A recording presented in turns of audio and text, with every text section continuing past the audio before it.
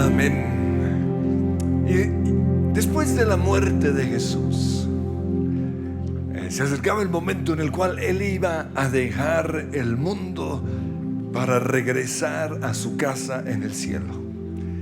Los discípulos sabían que Jesús se iba a ir. Ellos lo sentían. Había como una sensación de nostalgia en el aire, pero a la vez había como una expectativa. ¿Qué va a pasar ahora?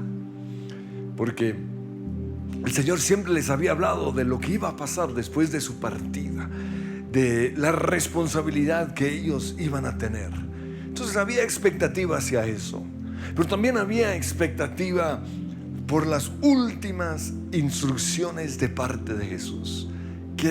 ¿Cuáles serían esas? Y yo encuentro al siguiente. En primer lugar, el Señor les entregó la misión de predicar el evangelio, de cuidar a las ovejas y de formar discípulos. En segundo lugar, les dijo lo importante que era el bautismo en el Espíritu Santo. En tercer lugar, para determinar el nivel de autoridad de cada uno, Jesús repartió dinero, talentos.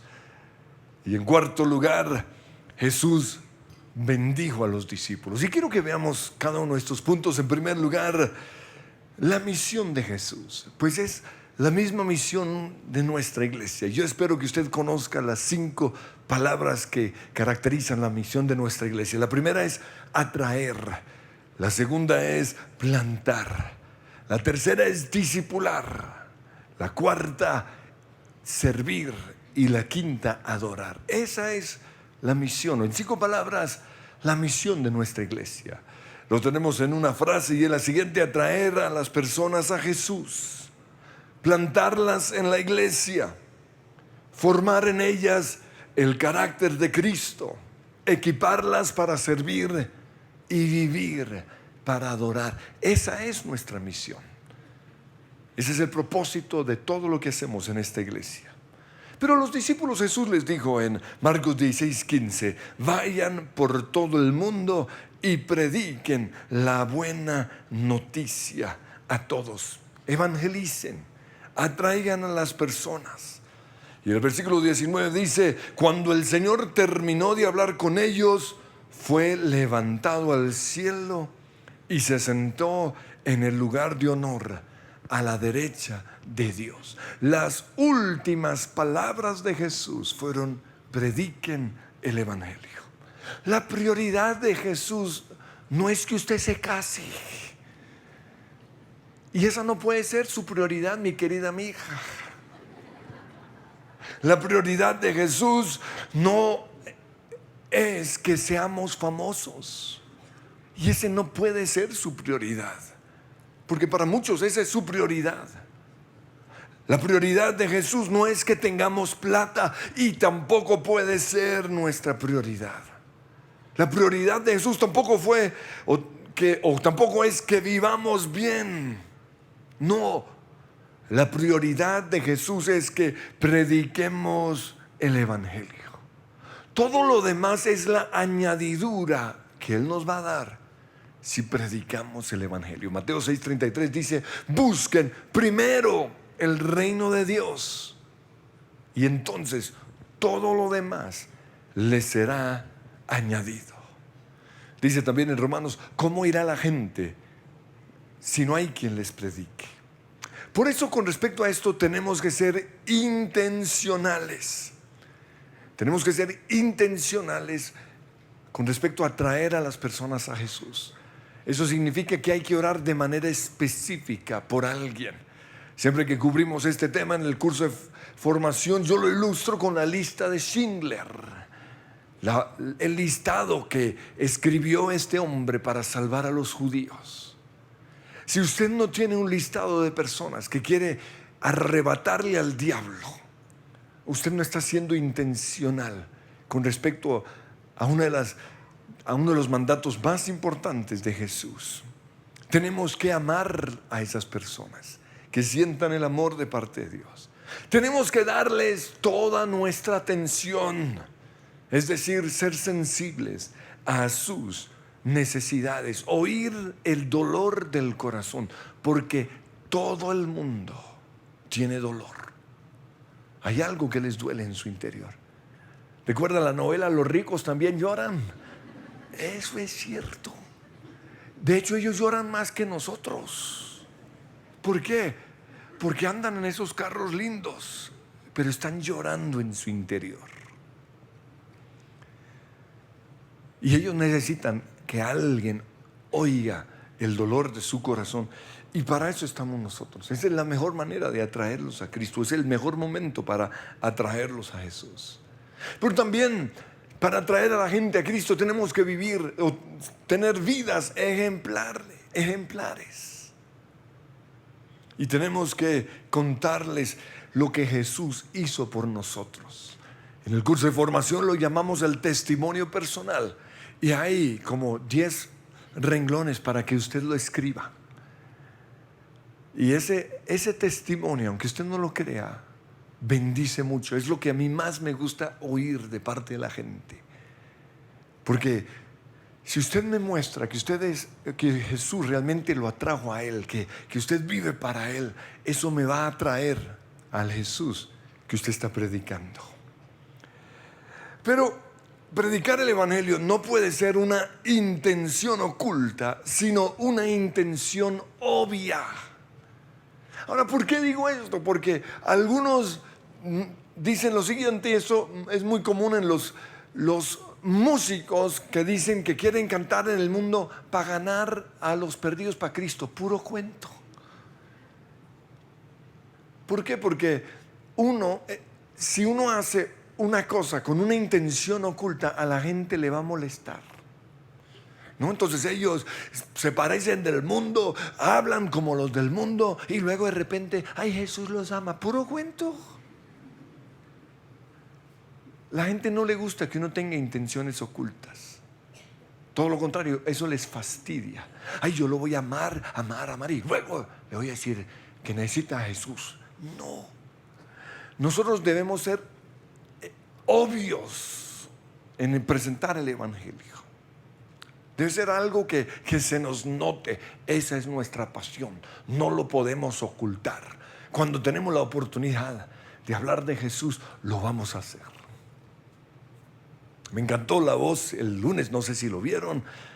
Entonces la niña negrita, ¿cómo se llama? Ayúdenme un poco. Agua Limpia. Y ella dijo, bueno, y si pierdes hoy, ¿qué pasa? A mí no me importa que pierda, porque pude cantar en ese escenario ante millones de personas acerca de mi Rey de Reyes, así dijo. Entonces yo veré a votar por Agua Limpia. Publicidad política pagada. Es que hay que ser intencionales. En cambio, los otros cantantes cristianos que están ahí, uno lo sabe es después. Ah, usted era cristiana, no sabía. No se le notaba. Hay que ser intencionales. Otra cosa, predicamos más con nuestra vida que con nuestras palabras. Pero la pregunta es, ¿cuáles son esas buenas noticias que Jesús dice que debemos predicar? Pues fue lo que vimos el domingo. Que nosotros estábamos condenados al infierno, a la muerte eterna. Que no teníamos esperanza alguna para ser salvos. Pero Jesús se levantó y se ofreció. Él dijo, yo iré a la cruz y moriré por ellos. Y lo único que nosotros tenemos que hacer es recibir el regalo de aquel que murió en la cruz. Pero lo otro que Jesús dijo con respecto a la misión, y lo dijo después de restituir su relación con Pedro, fue lo siguiente: pastorea a las ovejas. Lo primero es, predica el Evangelio, atrae a los perdidos a Cristo. Lo segundo, pastorea a las ovejas. En Juan 21:16 Jesús le repitió a Pedro la siguiente pregunta: Simón, hijo de Juan, ¿me amas? Sí, Señor, dijo Pedro, tú sabes que te quiero. Entonces cuida de mis ovejas. Pastorea a mis ovejas. En Mateo 9:36, Jesús dijo que las personas viven confundidas, agobiadas, dispersas y desamparadas como ovejas que no tienen pastor. Todos necesitan ser pastoreados. Y a todos nosotros se nos entregó el privilegio de pastorear a las ovejas. ¿Pero qué es pastorear? Pues pastorear es, en primer lugar, ser los papás espirituales de esas personas. Es ser el papá que muchos no tienen. Pastorear es ayudar a las personas a echar raíces en la iglesia.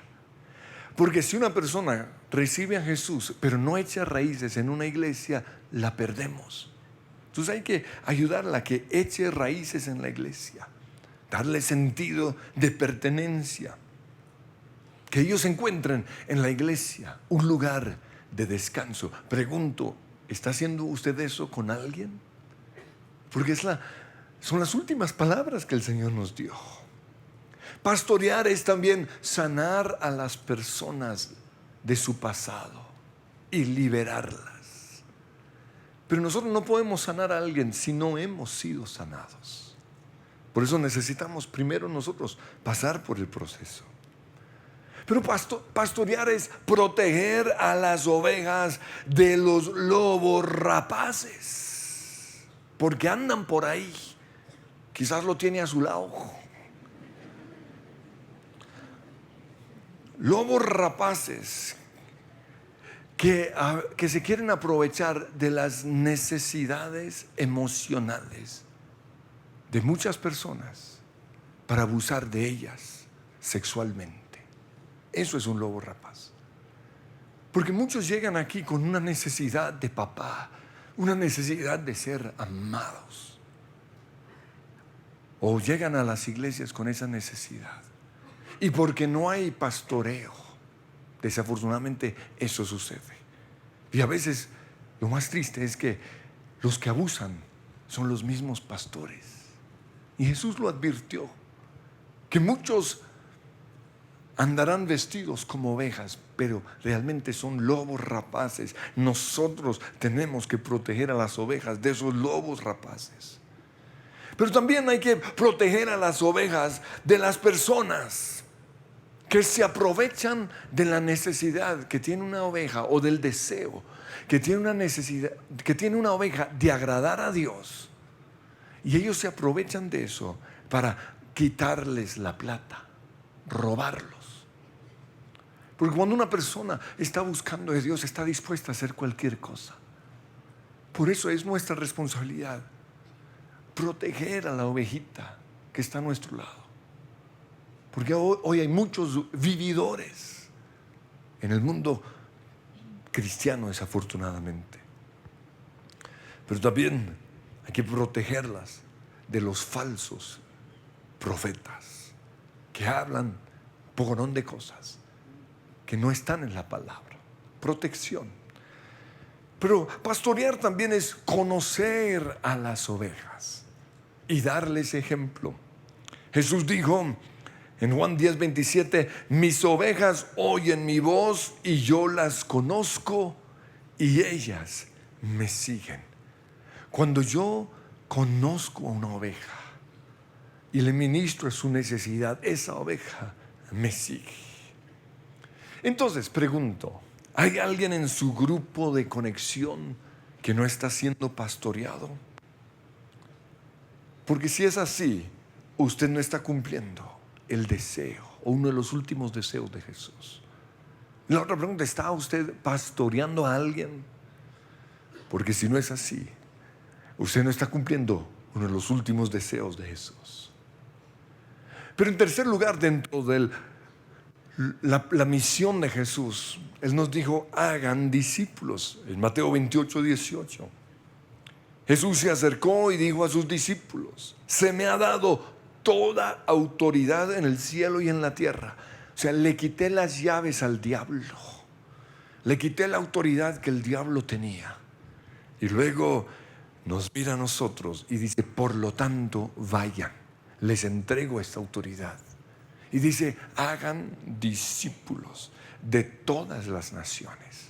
Enseñen a los nuevos discípulos a obedecer todos los mandatos que les he dado y tengan por seguro que estaré siempre con ustedes. Quizás usted no disfruta la presencia de Dios porque usted no está discipulando a alguien. La promesa es para los que discipulen. Pero entonces la pregunta es, ¿qué es discipular? Pues es formar en las personas el carácter de Jesús, que sean como Jesús. Jesús no haría eso. Jesús no hablaría así. Es eso es discipular. Es confrontar a veces. Discipular es enseñar, como acabamos de leer, a esos nuevos discípulos a obedecer todos los mandatos de Dios. Y les enseñamos con nuestro ejemplo. Les enseñamos porque nosotros ya somos discípulos.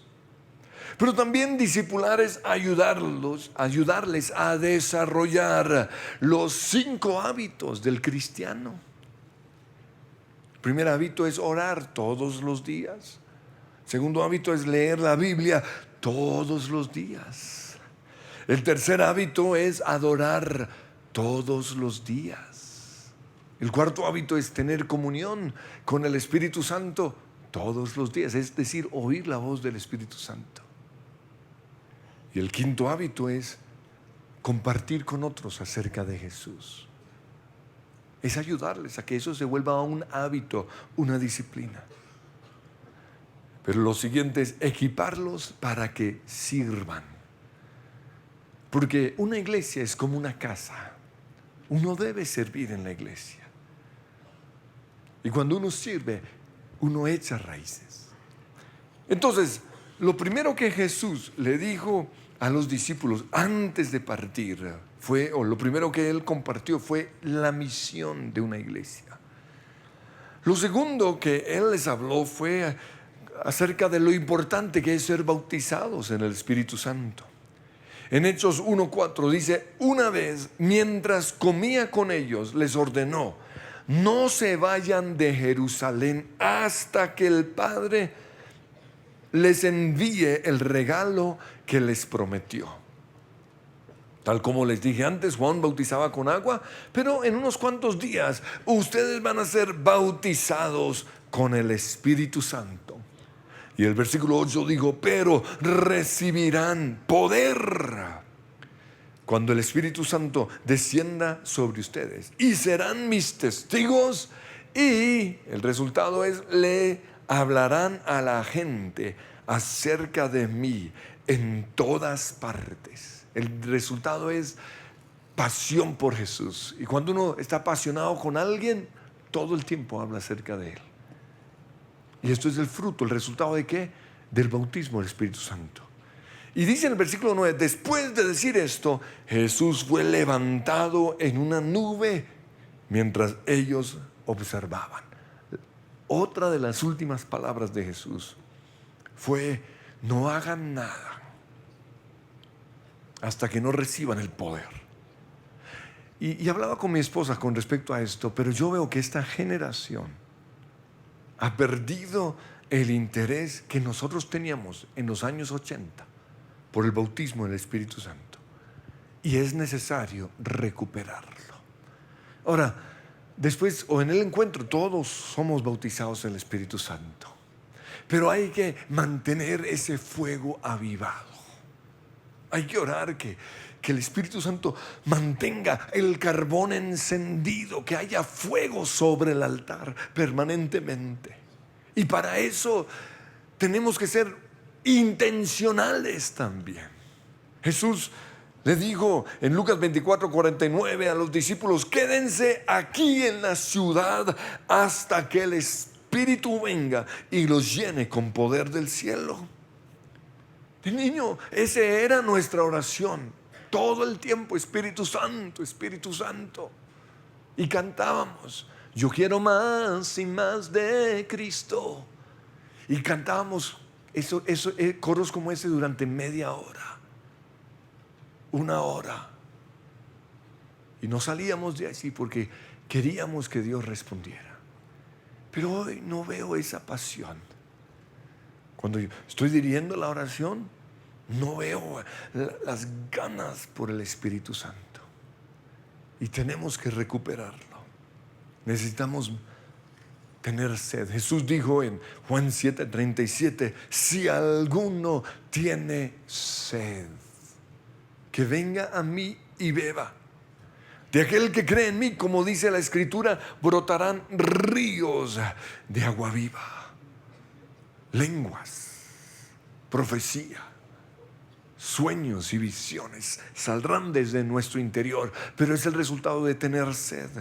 Y sigue Juan diciendo, con esto Jesús se refería al Espíritu Santo, que habrían de recibir más tarde los que creyeran en Él, porque hasta ese momento el Espíritu Santo no había sido dado, porque Jesús no había sido glorificado.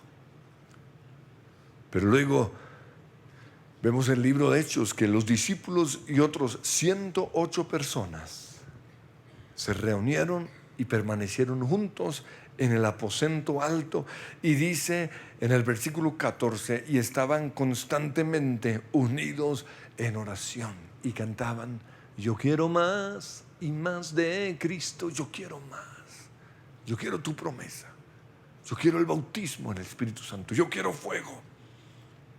Y de repente, versículo 2 de Hechos 2, se oyó un ruido desde el cielo parecido al estruendo de un viento fuerte e impetuoso que llenó la casa donde estaban sentados. Luego algo parecido a unas llamas o lenguas de fuego aparecieron y se posaron sobre cada uno de ellos. Y todos los presentes fueron llenos del Espíritu Santo y comenzaron a hablar en otras lenguas. Es poder de Dios para poder predicar el Evangelio. Es poder de Dios para cumplir el primer propósito que el Señor nos da, lo primero que el Señor nos dijo. Nuestras oraciones tienen más que un ministrame, sáname. Y no hay suficiente. Dame poder, dame unción. Lo que pasa es que esta clase de oración a veces exige 2, 3, 4 horas continuas de búsqueda. Y no estamos quizás dispuestos a pagar ese precio. Pero vuelvo a decirlo, tenemos que recuperar la pasión por el Espíritu Santo. Pero en tercer lugar, con la intención de determinar el nivel de autoridad que Jesús le iba a dar o le va a dar a todos los creyentes, Jesús repartió dinero. Ahora yo sé que muchos están preguntándose, ¿y este tipo de dónde sacó eso? Pues antes de responder esa pregunta, quiero compartir lo siguiente. La buena administración de nuestros recursos, de nuestro dinero, determina el nivel de autoridad e influencia que vamos a tener en el futuro.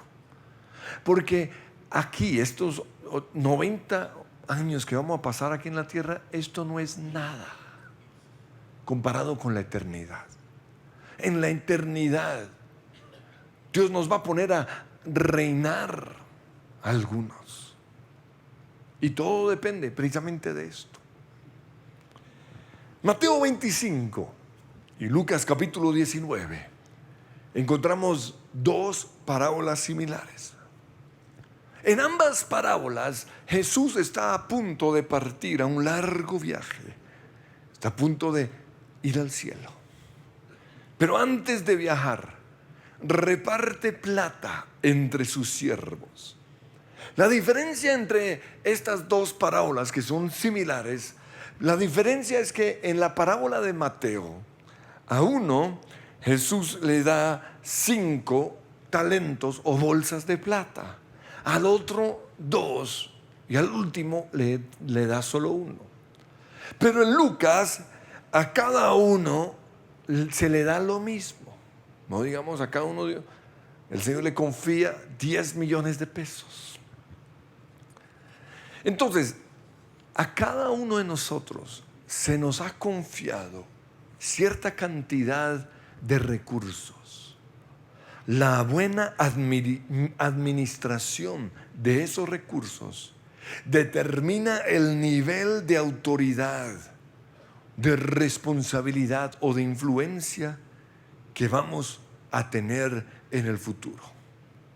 Al que multiplicó 10 veces los recursos que recibió, se le entregó la responsabilidad de 10 ciudades. Lucas 19:17 dice, Jesús le dice: bien hecho, eres un buen siervo, has sido fiel con lo poco que te confié, así que como recompensa serás gobernador de 10 ciudades. Aquí Jesús está hablando acerca del futuro. Ahora, yo sé que es una parábola, pero esto tiene que ver con lo que nosotros tenemos. Cada uno tenemos cierta cantidad de recursos. Y Dios está pendiente de eso. Dios está esperando que seamos buenos administradores con respecto a esto. Dice: al que lo multiplicó 5 veces, se le entregó la responsabilidad de 5 ciudades. Al que no hizo nada, se la pasó viendo televisión, se le quitó lo que tenía. Y es que yo veo cristianos, o sea, como que no tienen propósito. O sea, no están viviendo para la eternidad, viven para el presente. Y no podemos vivir así. Esta parábola me muestra que para Dios administrar bien las finanzas o los recursos que Él nos ha dado es muy importante, más de lo que usted se imagina. En Lucas 16:10 dice: si son fieles en las cosas pequeñas, serán fieles en las cosas grandes. Pero si son deshonestos en las cosas pequeñas, no actuarán con honradez en las responsabilidades más grandes. Entonces, dice el versículo 11, si no son confiables con las riquezas mundanas, ¿quién les confiará las verdaderas riquezas del cielo? Aquí está hablando de las ciudades que vamos a gobernar en el futuro. Pero si somos bien malos con el $1,000,000 que ganamos al mes, ¿cómo esperamos que Dios nos confíe las verdaderas riquezas del cielo? Por eso en 1 Corintios 4:2 dice: alguien que recibe el cargo de administrador debe ser fiel. Así que Dios espera una buena administración del dinero, de los recursos que Él nos ha dado. Y para esto quiero que tengamos presente lo siguiente. En primer lugar, somos los administradores de ese dinero, no los dueños. Ahí comienza todo. Si usted cree que esa casa que tiene le pertenece a usted, ahí está el problema. No, usted es solo el mayordomo. Ahora, el mayordomo que puede dormir en el cuarto principal. Pero usted está administrando los recursos de Dios, porque todo le pertenece a Dios. Si todo parte de ese principio, nos va a ir bien. Lo segundo, las riquezas y la unción para hacer dinero, la unción de prosperidad, viene de Dios. No viene ni de usted, ni de la universidad. No, vienen de Dios. Dice Deuteronomio 8:18: acuérdate del Señor tu Dios, Él es quien te da las fuerzas para obtener las riquezas. Entonces, si las riquezas nuestras vienen de Dios, tenemos que someternos a los parámetros que dice la Biblia. Si a usted no le gusta lo que dice la Biblia, usted toma la lección de que su riqueza venga de este mundo. Y este mundo es terrible. Este mundo está gobernado por un ladrón. Yo he elegido que mis riquezas vengan de Dios y por eso me someto a lo que Él dice. Y lo primero que Él dice es que yo tengo que honrarle a Él con las primicias. Las primicias le pertenecen a Él. Dice Proverbios 3:9, honra al Señor con tus riquezas y con los primeros frutos de tus cosechas. El primer 10% le pertenece a Dios. Y aquí ya algunos van rajados. Espere que oigan lo segundo. No te endeudes. No te endeudes. No te endeudes. Es que hay gente bruta, oiga. No, es que no me endeudé. Lo estoy pagando una cuota fácil a 15 años. Es una deuda. No me endeudé. Claro que sí. Pagué la mitad ahorita y la otra mitad en un año. Eso es una deuda. No, pero sin intereses sí, pero es una deuda. O sea, yo no sé por qué no logran entender. Una deuda es una deuda, aunque los intereses sean bajitos. Es una deuda. Y la Biblia dice, no te endeudes. ¿Sabían ustedes que las deudas están dentro del listado de maldiciones de Deuteronomio 28? Eso quiere decir que las deudas es la consecuencia de desobedecer al pecado. Pero hay gente tan bruta que se mete voluntariamente a una deuda. O sea, eso es como meterse a... Ay, ¿qué otra maldición hay? Lepra, yo quiero lepra. Pero eso es lo que están haciendo. Voluntariamente yo quiero maldición de deuda. O sea, tengo que predicar claro. Le decía a mi esposa, es que la gente no entiende. Tengo que predicar claro. Cuando nos endeudamos perdemos nuestra libertad. La libertad es de lo más rico que Dios nos ha dado. Proverbios 22:7 dice, el que pide prestado es sirviente del que presta. El momento en el que usted se endeuda, usted se convierte en un sirviente de esa nación, de ese banco, de esa persona. Otra cosa, si el Espíritu de Dios es un espíritu de libertad, entonces las deudas son un demonio. ¿Sabían eso? Claro, el Señor no me ha dado espíritu de deudas. Entonces, si el Señor no me dio ese espíritu es un demonio, es algo demoníaco. Y además las deudas son una puerta abierta para otros demonios.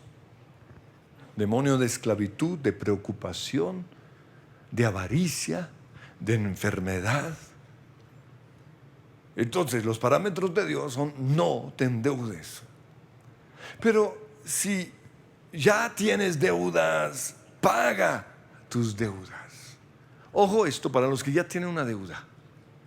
Su prioridad, su obsesión, la visión, el propósito, el motivo y el proyecto de su vida debe ser paga tus deudas.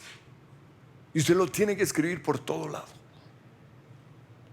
Cuando la viuda fue a hablar con Eliseo y le contó de una deuda que tenía, ¿qué le dijo Eliseo? En 2 Reyes 4 le dijo, ¿qué tienes en tu casa? Y es la pregunta que siempre hago, ¿qué tienes en tu casa? Ojo, no dice, ¿tienes un amigo en un banco? ¿Tienes alguien que te pueda prestar plata? No, dice, ¿qué tienes en tu casa? ¿El televisor? ¿Un carro? ¿Una nevera? ¿Qué tienes en tu casa? Y luego hay una bendición sobre lo poco que ella tenía. En este caso era un frasco de aceite de olivas. Y después de bendecir el aceite de olivas, el profeta le dijo en el versículo 7, ahora vende el aceite de oliva y paga tus deudas. ¿Qué parte del vende muchos no entienden? Les digo, vende el carro. No, pero es que lo necesito. No importa.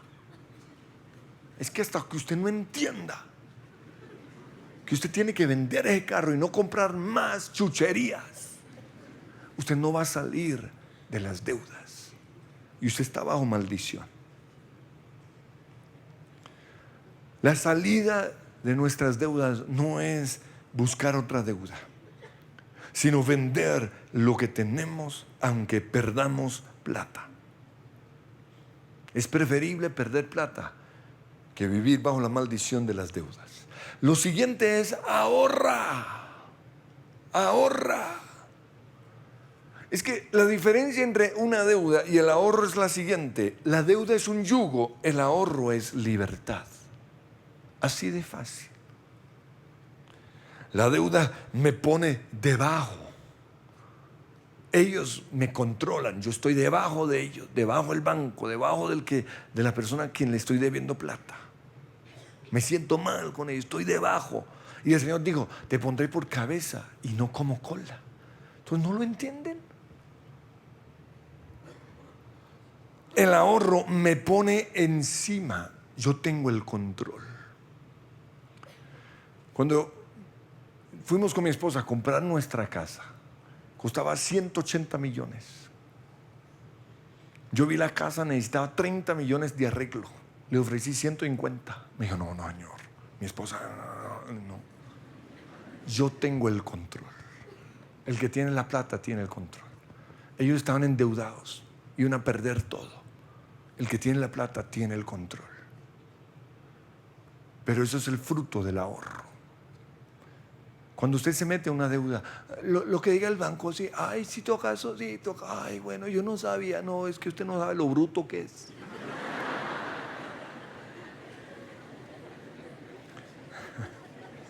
Con la deuda, primero lo tengo y luego lo pago. Por eso no lo puedo disfrutar. ¿Sí? Lo tengo el carro, pero lo debo. Entonces estoy manejando. ¡Cuidado, me choca! ¡Ay, qué voy a... Ay! ¿Por qué? Porque lo debo. Con el ahorro lo disfruto después de haberlo pagado. Si me lo rayan, si se lo roban, bueno, pues ya lo había pagado. Duele, pero no tanto. La deuda me obliga a ahorrar, entre comillas, porque es que muchos dicen, es que yo tengo que meterme en una deuda porque eso lo obliga a uno a ahorrar. No sea bruto. El ahorro forma en mí el dominio propio. Yo tomo la decisión de ahorrar. Yo no estoy obligado a hacer nada. Lo hago porque quiero. O sea, yo estoy en control de mi vida. Por eso el Señor nos dice que nosotros debemos ahorrar y no deber nada. Pero en último lugar encontramos la bendición de Jesús.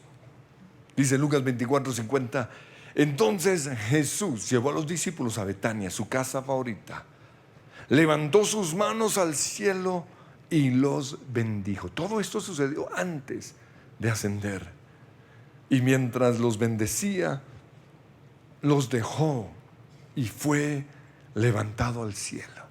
Yo nunca había visto esto.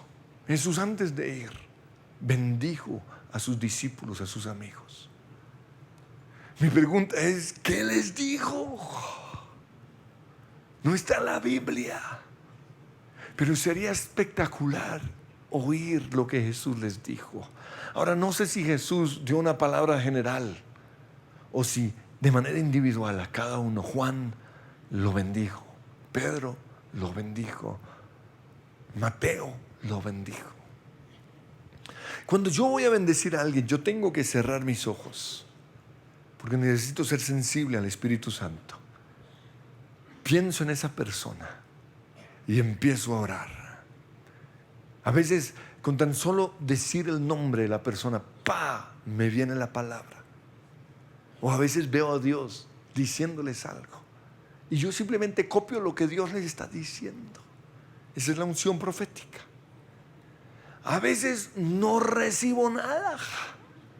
Eso no quiere decir que esa persona tiene pecado, no. Simplemente no recibo nada. Y en esos casos yo simplemente busco una bendición escrita en la Biblia, como por ejemplo Números 6:24, que el Señor te bendiga y te proteja. Que el Señor sonría sobre ti y tenga misericordia de ti. Que el Señor muestre tu favor y te dé su paz. Sencillo. Ahora, no sabemos cuál fue la bendición de Dios. Pero yo quiero hacerles esta pregunta. Si Jesús estuviese aquí y lo bendijera a usted, ¿qué le diría? Y quiero que usted cierre sus ojos, incline su cabeza y usted oiga esa bendición. Porque el Señor está aquí. Y Señor, yo te pido que hoy nos hables a cada uno de manera individual. Bendícenos, porque necesitamos oír tu voz. Y usted va a ver a Jesús poniendo sus manos sobre su vida, y usted va a repetir exactamente lo que Él dice. En primer lugar, diga su nombre: Andrés. Muchas veces con decir el nombre ya viene la bendición. A veces necesitamos tomar un paso un poco más de fe y decir: estoy contigo.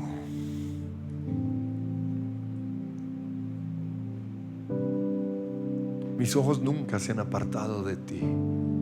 Por eso, ¿y qué les dice el Señor? Y díganlo audiblemente, porque pensar no siempre funciona. Proclamen esa palabra. Señor, hoy declaro cielos abiertos sobre este lugar. Te pido, Señor, que cada uno de nosotros podamos saber que somos especiales para ti, que tú nos quieres bendecir. Aunque 1000 veces te fallé, tú has sido fiel. Aunque quizás me siento lejos de ti, tú estás aquí a mi lado. Hoy traigo en esta caja, Señor, mi perfume de alabastro y lo pongo a tus pies. Solo tú sabes cuánto me costó traer este perfume. Solo tú sabes el precio de mi adoración. Tuve que pasar al frente de todos los que me juzgaban y me criticaban. Solo tú sabes cuánto me costó este perfume.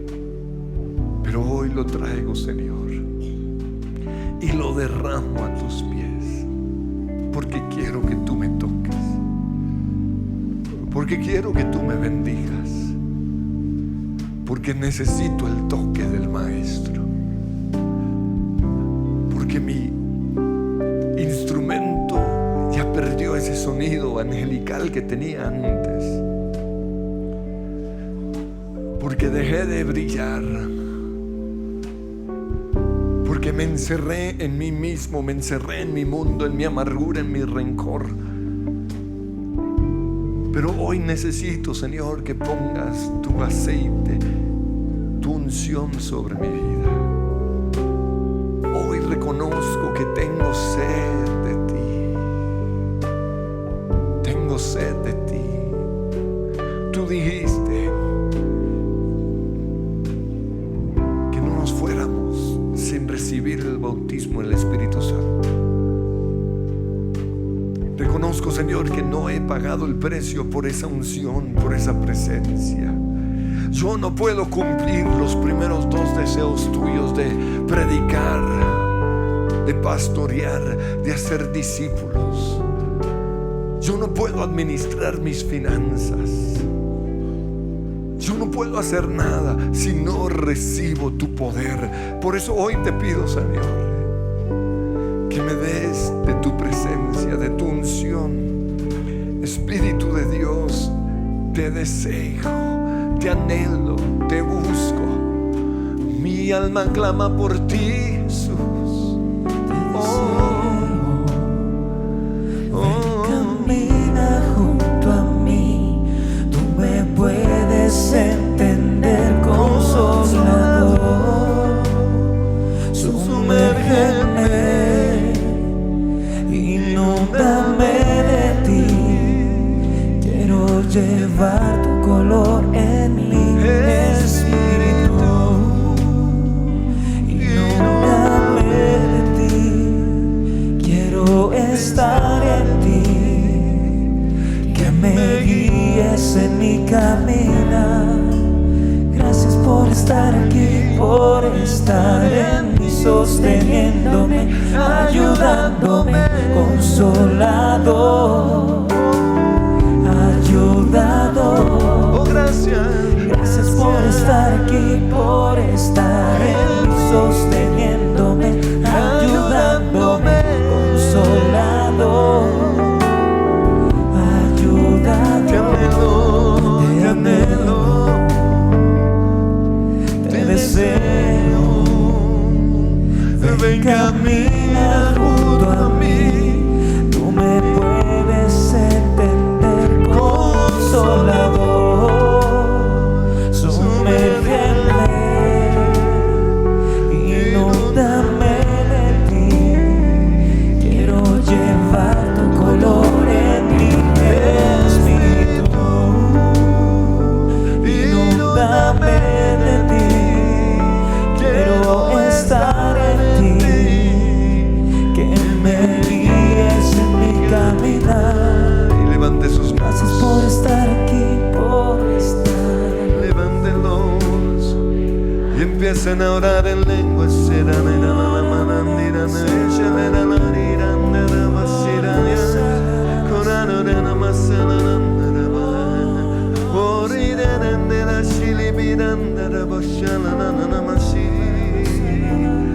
Sumérgeme, Señor, en tu río, sumérgeme en tu espíritu.